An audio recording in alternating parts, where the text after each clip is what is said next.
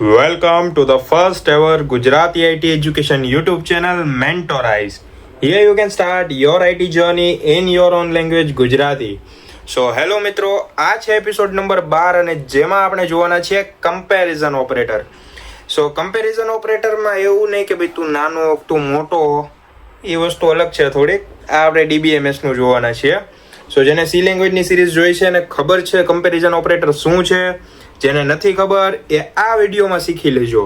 સો video start કરતા પહેલા જો તમે પ્રીવિયસ એપિસોડ્સ નથી જોયા તો એકવાર જોઈ લેજો. એની પ્લેલિસ્ટની લિંક મેં ડિસ્ક્રિપ્શનમાં આપી છે, એકવાર પ્લેલિસ્ટ ચેકઆઉટ કરી લ્યો. વિડીયો સ્ટાર્ટ કરતા પહેલા વિડીયોને લાઈક કરો, ચેનલને સબસ્ક્રાઇબ કરો અને આ વિડીયોને તમારા બધા મિત્રો સુધી શેર કરો, જેથી તેમને પણ આ વિડીયો હેલ્પફુલ બની રહે. તો ચાલો વિડીયો સ્ટાર્ટ કરીએ. વિડીયો સ્ટાર્ટ કરતા પહેલાં હું તમને શોર્ટમાં કહી દઉં છું કે કમ્પેરિઝન ઓપરેટર શું હોય છે. કમ્પેરિઝન નામ ઉપરથી ખબર પડી જાય કે આ નાનો, આ મોટો, આ નાનો અથવા એના જેવડો, નાનો અથવા મોટો, મોટો અથવા એના જેવડો, અથવા બે સરખા નથી, ગમે એ કહી શકાય. સો કમ્પેરિઝન એટલે એકબીજા સાથે સરખામણી. ખબર પડી ગઈ. હવે આ વસ્તુ આપણે જોઈએ DBMSમાં. સો કમ્પેરિઝન ઓપરેટર એ એવા ઓપરેટર્સ છે જે બે વેલ્યુ વચ્ચે કમ્પેરિઝન કરે છે અને રિઝલ્ટ તરીકે ટ્રુ ઓર ફોલ્સ રિટર્ન કરે છે. એટલે કે જ્યારે બે વેલ્યુ આપી હોય તમને ટેબલમાં કે બે એમ્પ્લોય છે, બેમાં સેલેરી સરખી છે પણ બેનો વર્ક રેશિયો છે એ થોડોક અલગ અલગ છે. હવે ફર્સ્ટ એમ્પ્લોય છે, એની સેલેરી 20,000 છે અને એના કામ કરતાં 2 ગણું કામ કરે છે. સો આ 2 ગણું કામ કરે, પણ બીજો એમ્પ્લોય છે જેની સેલેરી કરતાં અડધું કામ એ નથી કરતો. તો સેલેરી બેયની સરખી, પણ કમ્પેરિઝન કરો જો વર્ક ગ્રોથ ઉપર તો આ ભાઈ છે 2 ગણું કામ કરે છે, તો આ ટોપ ઉપર આવશે, એટલે આ ટ્રુ આવશે ને આ ફોલ્સ આવશે. ખબર પડી ગઈ. સો વેલ્યુ કમ્પેર કરવા માટે યુઝ થાય છે આ વસ્તુને, કે બે વેલ્યુનું કમ્પેરિઝન થાય. એટલે કે આ બાજુ પલડામાં એક વસ્તુ ભારી, એક ઓછી ભારી હોય, હલકી હોય. સો અથવા અહીંયા નાનો માણસ છે તો અહીંયા બહુ મોટો દાનવ છે, આદિ માનવ. સો કન્ડિશન ચેક કરવા માટે હેલ્પફુલ છે કે ભાઈ તમે એક કન્ડિશન નાખી કે મારે એની વેલ્યુ બી કરતાં નાની હોવી જોઈએ. જો નાની હોય તો ટ્રુ, મોટી હોય તો ફોલ્સ. તમારે જોતી છે વેલ્યુ હશે તો ટ્રુ આવશે, નહીં હોય તો ફોલ્સ આવશે. ખબર પડી ગઈ. વેર ક્લોઝમાં મોસ્ટલી યુઝ થાય છે અને ડિસિઝન મેકિંગ માટે ઇમ્પોર્ટન્ટ છે. કે જ્યારે ડેટાબેઝમાંથી ડેટા કાઢવાનો હોય કે જેની સેલેરી 20,000 કરતાં ઓછી છે એની લિસ્ટ કાઢો. સો એની એક અલગ લિસ્ટ આવી જાય. અથવા એમ કે ભાઈ જેની સેલેરી 20,000 છે, પરફેક્ટ 20,000, એની લિસ્ટ કાઢો તો એની લિસ્ટ આવે. પછી સમજો કે તમને વ્યક્તિનું નામ નથી ખબર, ખાલી મોબાઈલ નંબર છે તમારી પાસે. તમે લખો મને આ મોબાઈલ નંબર વાળા વ્યક્તિનો ડેટાબેઝ જોઈએ છે. મોબાઈલ નંબર નાખો, એના ઉપરથી વ્યક્તિને ગોતી દે એમ છે, પણ ઇક્વલ મોબાઈલ નંબર હોવો જોઈએ. ત્યારબાદ છે ઇક્વલ ટુ, એટલે કે વેલ્યુ સેમ છે કે નહીં એ તપાસે છે. નોટ ઇક્વલ ટુ, એટલે કે બે વેલ્યુ સરખી છે કે સરખી નથી એ તપાસે છે. ગ્રેટર ધેન, વેલ્યુ મોટી છે કે લેસ ધેન, વેલ્યુ નાની છે. ગ્રેટર ઇક્વલ, એટલે કે વેલ્યુ કાં તો મોટી અથવા બરાબર છે, અને લેસ ઇક્વલ એટલે કે આના કરતાં વસ્તુ નાની છે અથવા એના સમાન છે. ખબર પડી? ન પડી? હું તમને સમજાવું. જુઓ, જઈએ નેક્સ્ટ પેજ ઉપર. પહેલાં જોઈ લઈએ કે કઈ કઈ વેલ્યુ છે. Equal, not equal, less than, greater than, less than equal, greater than equal. હવે આપણે બધી વસ્તુ એક એક કરીને અત્યારે જોવાના છીએ. સો ફર્સ્ટ ઓફ ઓલ આપણે જોશું ઇક્વલ. ઓકે, સો ઇક્વલ જોઈએ. તો આ છે ઇક્વલ. હવે આનો ટોપિક આપણે કઈ રીતે સમજીએ તો સમજો કે એક માણસ છે અને સામે બીજો માણસ છે. હવે મને એમ કહો કે આ માણસ છે ગુજરાતી. ખબર પડી ગઈ. અને આ માણસ છે મરાઠી. સો હવે મને એમ કહો કે આ જે ગુજરાતી માણસ છે એ ગુજરાતી બોલશે તો મરાઠીને ખબર પડશે? નહીં પડે. હવે જો મરાઠી માણસ ગુજરાતીમાં બોલે તો ખબર પડે? નહીં ખબર પડે. સો આને કહેવાય નોટ ઇક્વલ. પણ એની જગ્યાએ હું અહીંયા જો સામે છે ત્યાં હું એમ કહી દઉં કે સામે ગુજરાતી છે. સો અહીંયા હું લખું ગુજરાતી. અને હવે હું એમ કહું કે આ પહેલો વ્યક્તિ છે અને આ બીજો વ્યક્તિ છે. સો પહેલો વ્યક્તિ જ્યારે ગુજરાતી બોલે તો બીજાને સમજાય છે? હા, સમજાય છે. બીજો વ્યક્તિ જ્યારે ગુજરાતી બોલે તો પહેલાને સમજાય છે. તો હવે બેયની લેંગ્વેજ થઈ ઇક્વલ. ખબર પડી? હવે સેમ ટુ સેમ હું તમને ઉદાહરણ આપું. હું એમ કહું કે અહીંયા નોટ ઇક્વલ, આની આવી નિશાની આવી શકે અથવા તો આવી. હવે બે તમે નિશાની જોઈ લીધી કઈ કઈ છે, એકવાર હું એના ઉપર રાઉન્ડ કરી દઉં એટલે તમને ખબર પડે. એક આ નિશાની, કાંઈ નહીં, હાલો ભાઈ ચોરસ કરવું, અને બીજી આ નિશાની. વચ્ચેના ડેશને ધ્યાનમાં ન લેવતા. આ બે નિશાની હોય, એક્ઝામમાં ગમે એ પૂછી શકે. અને તમારે જે એડિટર હોય એમાં જોવાનું કે કઈ નિશાની વર્ક કરે છે, કેમ કે અમુક એડિટરમાં પહેલી નિશાની વર્ક કરે, અમુક એડિટરમાં બીજી નિશાની વર્ક કરતી હોય. હવે હું તમને આ કોન્સેપ્ટ સમજાવું ને, સેમ ટુ સેમ ઉપરનો કોન્સેપ્ટ જ લઈએ આપણે. કે અહીંયા પહેલો વ્યક્તિ છે, અહીંયા બીજો વ્યક્તિ છે, આ છે ગુજરાતી, આ છે મરાઠી. ટૂંકમાં લખવું, સમજી જાઓ ખાલી તમારી રીતે, કે આ છે ગુજરાતી અને આ મરાઠી. બરાબર? હવે ગુજરાતી બોલે તો મરાઠીને ખબર પડશે? નહીં પડે. મરાઠી છે એ મરાઠી બોલશે તો ગુજરાતીને ખબર પડે? નહીં પડે. હવે મને એમ કહો કે આ બેની ભાષા ઇક્વલ છે? નથી. અહીંયા આવું ચિહ્ન કરી દેવાનું, નોટ ઇક્વલ. અથવા તો તમે આવું ચિહ્ન કરી શકો, બેમાંથી ગમે એક કરી શકો. આને કહેવાય નોટ ઇક્વલ. ખબર પડી ગઈ? હવે આપણે જોઈએ ગ્રેટર દેન. ગ્રેટર દેન શું છે એ જોઈએ. હું અહીંયા બે પાર્ટ પાડી દઉં છું, કેમ કે ગ્રેટર દેન ઇક્વલ એ આપણે આમાં જ લેવાના છીએ. ગ્રેટર દેન છે. હવે હું તમને એમ કહું કે આ એક માણસ છે અને આ એની હાઈટ છે. બરાબર? આની હાઈટ છે 6 ફૂટ, આની હાઈટ 6 ફૂટ થઈ. અને બીજો માણસ છે એ નાનો છે એના કરતા. તો હવે આની હાઈટ છે 4.9 ફૂટ. બરાબર?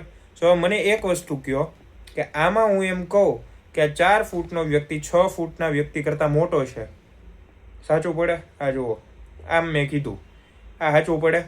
ન પડે, કેમ કે 4 ફૂટનો વ્યક્તિ 6 ફૂટના વ્યક્તિ કરતા મોટો નથી.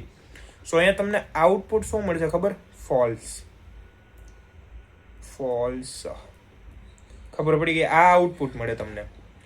કેમ?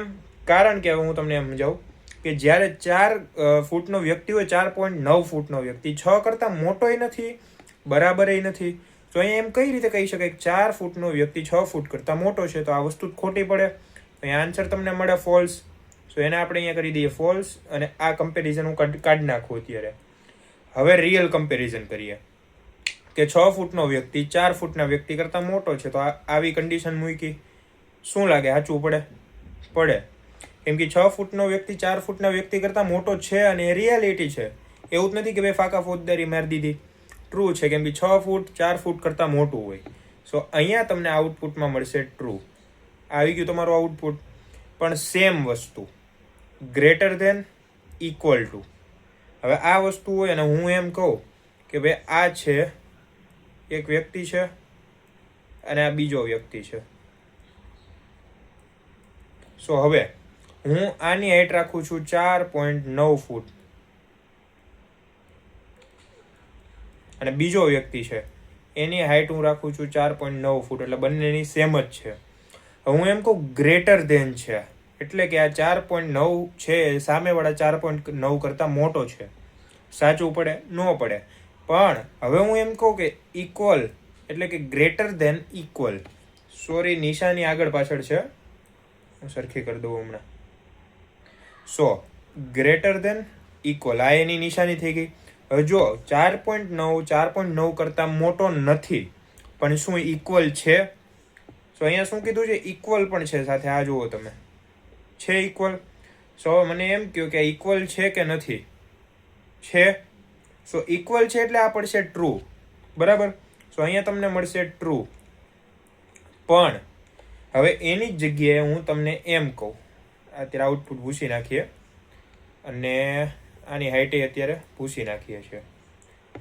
હું તમને એમ કહું કે આ 4.9 ફૂટનો વ્યક્તિ છે એ આ 5.1 ફૂટના વ્યક્તિ સામે છે. બરાબર? 4.9 છે એ ગ્રેટર ધેન છે સામેવાળા વ્યક્તિ કરતા, એટલે કે 4.9 ફૂટનો માણસ 5.1 ફૂટના માણસ કરતા મોટો છે. નથી. સો આ ખોટું પડે.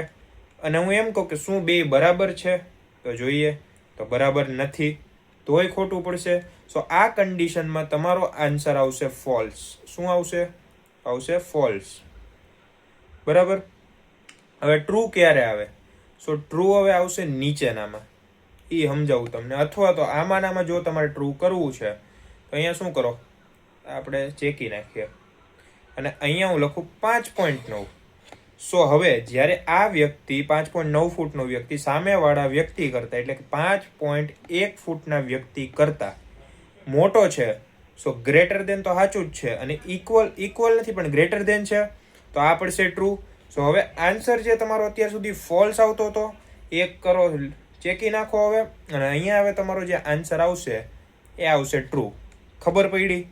સો અહીંયા આન્સરમાં આટલો ફેર પડ્યો. હવે સેમ વસ્તુ છે તો હું લેસ ધેન સાથે સમજો, લેસ ધેન ગ્રેટર ધેન બે આપણે સાથે લેતા જઈએ. સો હવે પહેલો વ્યક્તિ છે, સો અહીંયા આપણે બે વ્યક્તિ દોરીએ. પગ થોડાક નાના કરી દીધા છે. સો હવે ગ્રેટર ધેન કીધું છે એટલે કે થી નાનું. હવે હું એમ કહું આ વ્યક્તિ છે એ 7 ફૂટનો છે, હોય નહીં પણ એઝ્યુમ કરીએ. એક વ્યક્તિ 7 ફૂટનો છે અને બીજો વ્યક્તિ અહીંયા ગણીએ 6.5 ફૂટ. સો મને એમ કહો હું અહીંયા ગ્રેટર ધેન મૂકું, સોરી લેસ ધેન મૂકું.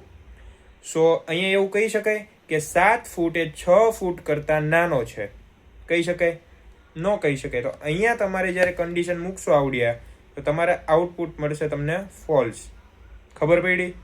પણ આની જ જગ્યાએ મારે જો આઉટપુટમાં ટ્રુ જોતું હોય તો હું શું કરીશ હવે? સો હવે આ જે 7 ફૂટ છે એને હું ભૂસું છું અને આને હું કેટલી હાઈટ આપીશ તો 5.9 ફૂટ. હવે તમે એક વસ્તુ નોટિસ કરો કે જ્યારે આ બીજો પર્સન છે એ 6.5 ફૂટનો છે અને પહેલો પર્સન 5.9 ફૂટનો છે, તો બીજા પર્સન કરતાં પહેલો પર્સન નાનો છે? તો આ છે. કેમ? કારણ કે 6.5 ફૂટ એ 5.9 ફૂટ કરતાં મોટી છે. સો કન્ડિશન ટ્રુ છે. તો હવે આન્સર જોવા જાઓ તમે તો અહીંયા તમને આન્સરમાં મળશે ટ્રુ. ખબર પડી ગઈ? અને લેસ ધેન ઇક્વલ, સો હવે આ વસ્તુ સેમ જ છે કે આ લેસ ધેન ઇક્વલ કરીએ તો બે પર્સન હું અત્યારે દોરી દઉં. બે પર્સન દોરી દીધા. હવે હું અહીંયા એમ કહું કે આની હાઈટ છે 6 ફૂટ અને સામેવાળાની હાઈટ છે 6.1 ફૂટ. બરાબર. સો લેસ ધેન હું કરવા જાઉં 6.1 ફૂટ એ 6 ફૂટ કરતાં મોટી છે. સાચું? આ ટ્રુ પડે. તો અહીંયા હું આન્સર આપી દઉં ટ્રુ. હવે સામેવાળો વ્યક્તિ અને આ વ્યક્તિ બંનેનું સરખા કરી દઉં તો અહીંયા 1 લખી દઉં.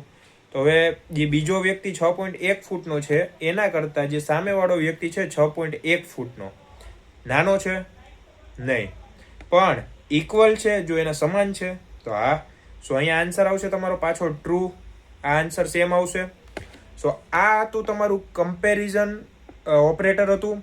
તો એ મેં તમને બધું સ્ટેપ બાય સ્ટેપ એક એક ચિહ્ન સાથે સમજાવ્યું છે અને એક્ઝામ્પલ પણ દીધા છે. સો હવે આપણે જે સ્ટાર્ટ કરવાના છીએ એ છે પ્રેક્ટિકલ. અને પ્રેક્ટિકલમાં કઈ રીતે આપણે ક્વેરી કમાન્ડ લખશું, કઈ રીતે ટેબલ બનાવશું, બધું જોશું પાછા. તો તમારા લેપટોપ અથવા કમ્પ્યુટરમાં એડિટર ચાલુ કરી દો. અને જે વ્યક્તિ ફોનમાં જુએ છે તો એને તો આપણે કીધું જ છે કે ભાઈ આપણે લખી લઈએ, પછી એક કાગળમાં લખો ક્વેરી. કાગળમાં લખાય પછી આઉટપુટ વિચારો કે શું આવશે અને ત્યારબાદ મોબાઈલમાં લખો. આપણો વિડીયો થોડીક વાર પોઝ કરી દેજો. સો ત્યારબાદ લખાઈ જાય પછી પાછા આવો અને વિડીયો જોઈ લ્યો. સો હવે આપણે જશું SQL એડિટર ઉપર. તો તમારા મોબાઈલમાં પણ ઓપન કરી લો. સો હવે આપણે જોઈએ પ્રેક્ટિકલ. સો પ્રેક્ટિકલમાં આપણે પહેલા બનાવવાના છીએ ટેબલ. સો અહીંયા લખીએ ક્રિએટ ટેબલ. બહુ ઉતાવળ નથી કરવી. Create table. ટેબલનું નામ હું રાખી દઉં છું એમ્પ્લોય. લખાઈ ગયું. હવે કરશું બ્રેકેટ ને સેમિકોલન. ટેબલ બનાવવાની ફર્સ્ટ રીત પૂરી. ક્રિએટ ટેબલ, ટેબલનું નામ, બ્રેકેટ અને સેમિકોલન પૂરું. હવે બ્રેકેટમાં હું નાખું છું નેમ. બરાબર. હવે બીજું સેલેરી, પછી મોબાઈલ નંબર. આટલી વસ્તુ મેં નાખી દીધી. હવે હું શું કરીશ કે આની અંદર ડેટા ટાઈપ આપીશ. કેમ કે આપણે ફિલ્ડ લખી પણ ફિલ્ડ કઈ ટાઈપની છે તો લખવું પડશે ને. સો આપણે ફિલ્ડ લખીએ. સો નેમની ફિલ્ડ શું આવશે? વેર કેર. કેમ? કારણ કે વેરિયેબલ એ કેરેક્ટરનો છે. કેરેક્ટર એટલે કે આલ્ફાબેટ, ને આલ્ફાબેટથી નામ લખી શકાય. તો નેમમાં આવશે વેર કેર. વેર કેર, આને હું સાઈઝ આપીશ 20. ત્યારબાદ હવે લઈએ સેલેરી. સો સેલેરી છે એ 1 થી 100 નંબરમાં નો આવે, એટલે કે બિગ ઇન્ટીજરમાં આવે. સો હવે લખશું આપણે બિગ ઇન્ટ, બોગ ઇન્ટ નહીં ભાઈ, બિગ ઇન્ટ. થઈ ગયું. હવે મોબાઈલ નંબર હોય 10 આંકડાનો, બરાબર. સો અહીંયા હું લઈશ બિગ ઇન્ટ, અને આને હું સાઈઝ આપીશ 10, કેમ કે 10 આંકડાનો જ મોબાઈલ નંબર હોય, એનાથી વધારે ન હોય ક્યાંય. હવે હું રન એસક્યુએલ કરું. સો ટેબલ બની ગયું આપણું, નેમ, સેલેરી, મોબાઈલ નંબર, બરાબર. હવે હું એક ઇન્સર્ટ કરીશ query, insert into employee. Okay, અને હવે આપણે એક બ્રેકેટ બનાવીએ. બ્રેકેટમાં ઉપર જે ફિલ્ડ આપી છે બધી ફિલ્ડ બેઠી લખી દો. સો હું લખી દઉં છું નેમ, પછી છે સેલેરી, અને લાસ્ટમાં છે મોબાઈલ નંબર. તો બધી ફિલ્ડ આપણે લખી લીધી. હવે ફિલ્ડ લખી પણ વેલ્યુ નું હું, તો વેલ્યુ આપવી પડે. હવે એક વેલ્યુ નથી, વેલ્યુઝ છે, એટલે કે એક કરતા વધારે વેલ્યુ છે. તો હું અહીંયા લખીશ વેલ્યુઝ. ત્યારબાદ હજી એક બ્રેકેટ કરીને હવે સેમિકોલન કરીશું. હવે સામેના બ્રેકેટમાં આપણે ફિલ્ડ નાખી, તો એની સામેના બ્રેકેટમાં એની ડિટેલ નાખો. તો પહેલું છે નેમ. સો હું અહીંયા નામ આપું છું રામ, અને અહીંયા હું પતાવીશ સિંગલ ડોટ, બરાબર. એટલે single inverted comma. Inverted comma કરવાનું ભૂલવાનું જ નહીં ક્યારેય. જેમ સી લેંગ્વેજમાં સેમિકોલન નહોતા ભૂલતા, એમાં અહીંયા સિંગલ કોમા, ઇન્વર્ટેડ કોમા નહીં ભૂલવાના. પહેલું લીધું આપણે નામ, બીજું લઈએ સેલેરી. સો સેલેરી હું અહીંયા લઉં છું અહીંયા 20,000. ઓકે, ત્યારબાદ છે મોબાઈલ નંબર. તો મોબાઈલ નંબર ગમે એક રેન્ડમ લઈ લઈએ છીએ. આ કોઈનો મોબાઈલ નંબર છે નહીં, એટલે કોઈ કોલ ન કરતા ક્યાંય, હલવાઈ જાઓ ખોટા.